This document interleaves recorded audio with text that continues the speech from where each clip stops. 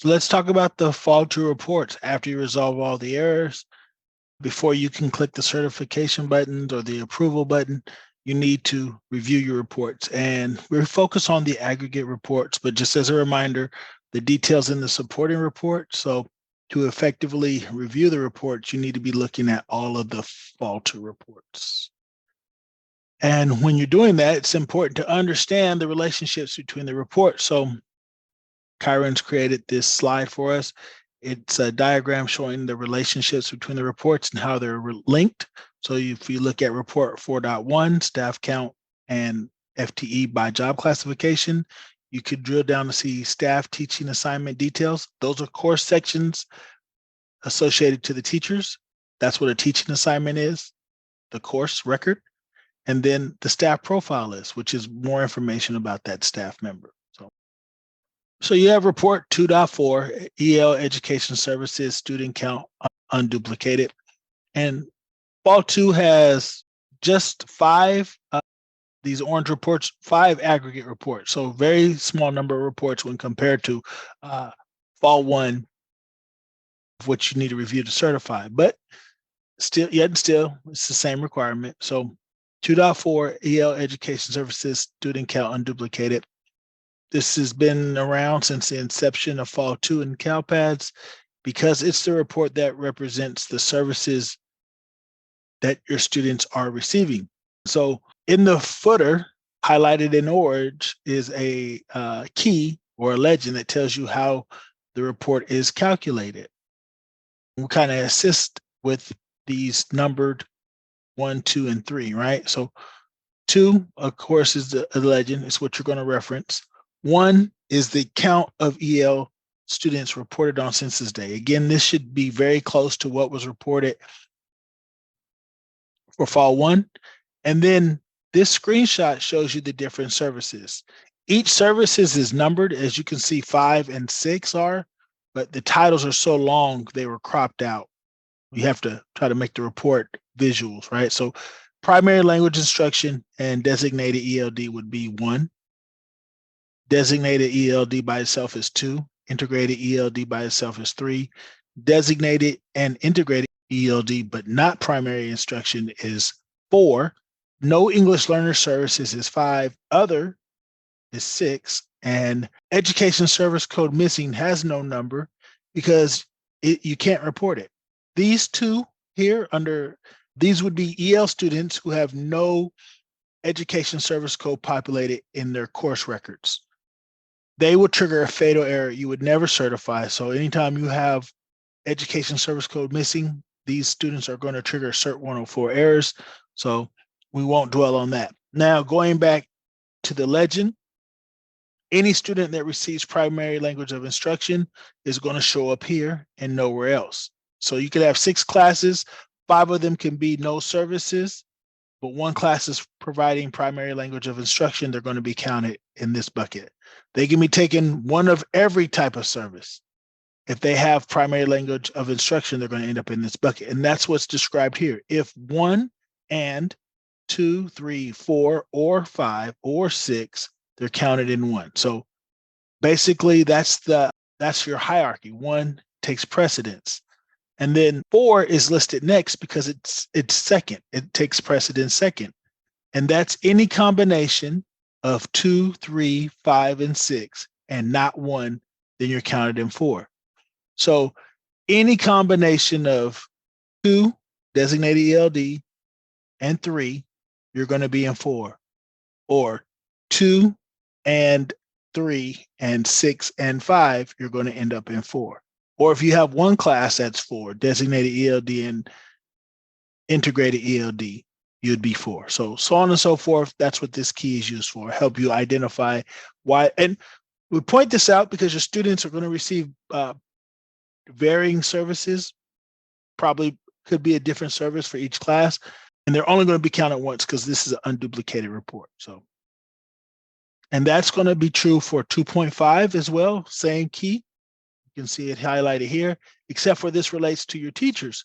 So remember, right, the teachers have to be associated to a course record, and that course record has to have the education service code populated to be credited for providing services.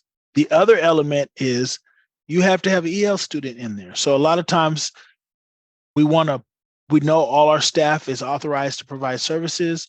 We are going to say SDI for every staff member. This is the way it used to be done. They all provide this service because they all can. And then you find out not every staff member is reported in the report. Well, if the staff member doesn't have any EL students to teach in their classes, how would they be providing services, right?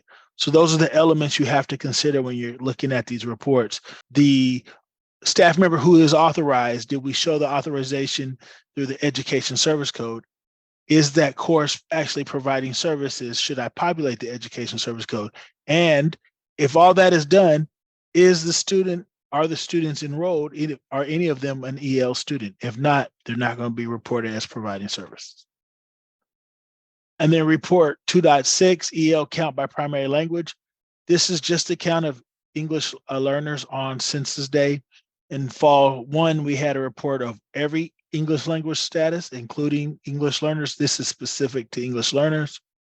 In case you made any modifications to students' data after certifying fall 1, being that we just finished fall 1, it was extended. That shouldn't change for many of you.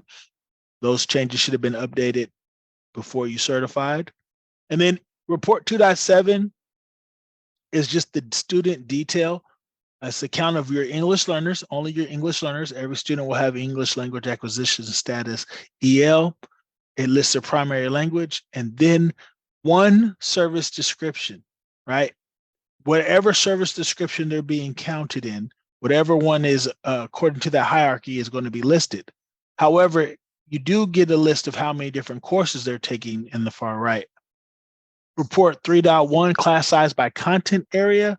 Remember, your class size is identified by your class ID, and data population, you would have learned that. So make sure that your class IDs are unique, and it'll show you the number of the class enrollment and the average class size. And this will relate directly to your SARC, your School Accountability Report Card. The report 3.2, class enrollment by content area. It's a much larger report, a lot of detail in here, but it's a breakdown of your different ethnicities, right? And so report 1.4 in fall 1 looks very similar. It's just your enrollment by race ethnicity. This is your class enrollment by content area. The content area is your state course code here, right? If you want to know why it's called content area, and your state course codes have a larger content area code. So if you look at the valid code combinations, content area assignment code is 10, right? For at the top, which is art. You can see the content area assignments. So this is, when you're thinking about your staff member credentials, you want to, look at the appropriate state course code, because you may have a dance class that is art or dance class that is PE, maybe some type of interpretive dance that is under drama or theater. So the content area helps you map your teachers to their appropriate credentials to their appropriate state course code. So on the left is your content area, your course information. And then on the right is the demographics. So you can see if it appears that students are being speared to specific content areas based on their race, ethnicity, or if they're not. So I guess that's, how you would use that report. Class enrollment student list is just more detail. You have your individual student information on the right, your staff information in the middle, teacher name and seed, and then the course that they're teaching. So this report provides you a view of the course, the teacher, and the students. 3.7, course section enrollment count and details. This is more focused on the course section record. As you can see, maybe not all of the data elements, but it looks like every data element in the course is reported here. So your credentialing staff can look at the different course codes, look at the school where they're offered, the contents, standards, and then the individual elements. And then you have course section enrollment count by content area. And this has been identified as a report that can be used for assignment monitoring. Most of the reports that are identified for use for assignment monitoring marry multiple data groups. So in this report, you have course information, you have your teacher information in the middle, and then you have your student information on the right. So you can verify if your students are receiving the appropriate courses, right? So you have, let's say, a self-contained course, you have Bubba Gump as the teacher, and you have an English learner enrolled. So we want to make sure if the education service code is populated, is the teacher authorized to provide services to the student, so on and so forth. Report 4.1, staff count and FTE by job classification. We highlighted these three columns, unduplicated total in red, because this is going to be a report of your staff members counted only once, their total combined FTE. So it might be the itinerant staff might have 50% at one school, 50% at another. That combined FTE for that staff member would be 100%. So this is your combined FTE for every assignment they have, even though they're counted once, and then the staff FTE ratio. Then these individual job classification codes are not unduplicated. So it's going to over report staff members because staff may have multiple job classifications. And then it will show their FTE in that assignment. Just keep that in mind. And then here's a greater breakdown. Report 4.2, staff count and FTE by job classification disaggregated. So it's, disaggregated, it's broken down to a more finite level. And then you have report 4.3, staff teaching assignment detail. Again, these are the course sections assigned to the teacher. So you can see the teacher information in the school of assignment to the left. The remainder of the report is the course information. Your curriculum instruction can analyze all these different fields and compare them to the teacher. We've highlighted the total years of service because it's a reminder that CALPADS does not calculate total years of service based on what was previously reported. You have to update that every year. So every staff member, whether they had open demographic from last year, needs a demographic update to account for one more year of service. Independent study is highlighted here. Independent study courses. It was just more of emphasis probably during the COVID stuff. But I think independent study courses a lot of times aren't subject to stringent assignment monitoring, but I don't want to mislead anybody and have their, so I have to look it up. And then your EL course enrollment, do you have any EL students enrolled in the course? And so then you have a staff profile list. Again, this is just like your student profile list. It's the detail about the staff. It's a marriage between the staff demographic and the staff assignment fields. And then report 4.5, non-classroom based support assignment. So if you have staff not teaching, whether they're admin, pupil services, or teachers on special assignment, your TOSAs or mentor teachers, those non-classroom based support assignments are reported in 4.5, and they are, again, subject to assignment monitoring. So oftentimes you may have teachers who are not actually instructing students or instruct students and have another assignment. You can see that we have 60/20 imaged here on this. These would be automatic potential misassignments. I would like to discourage you all from using 60/20 if you can, because you're just going to have to justify it later. And then report 17.1, post-secondary status outcome. This is your PSTS report. There's only 2 of them. They're very small. This is just a count of the different post-secondary statuses reported.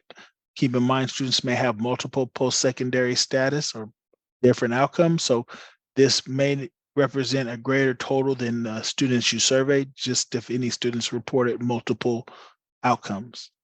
And that is true on the report, except for you can see if Jimbo Jones has multiple outcomes.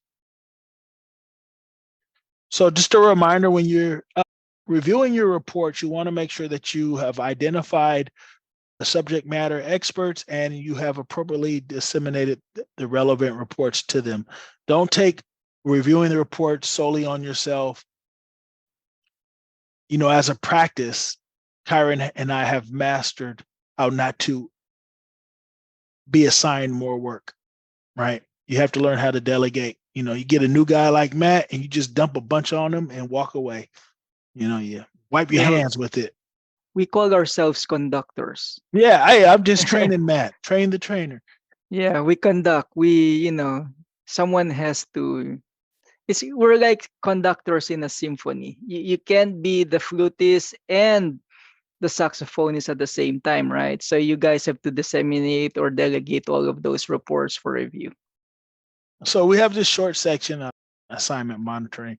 We just want to convey with this is that it's not just about courses and non-classroom based assignment.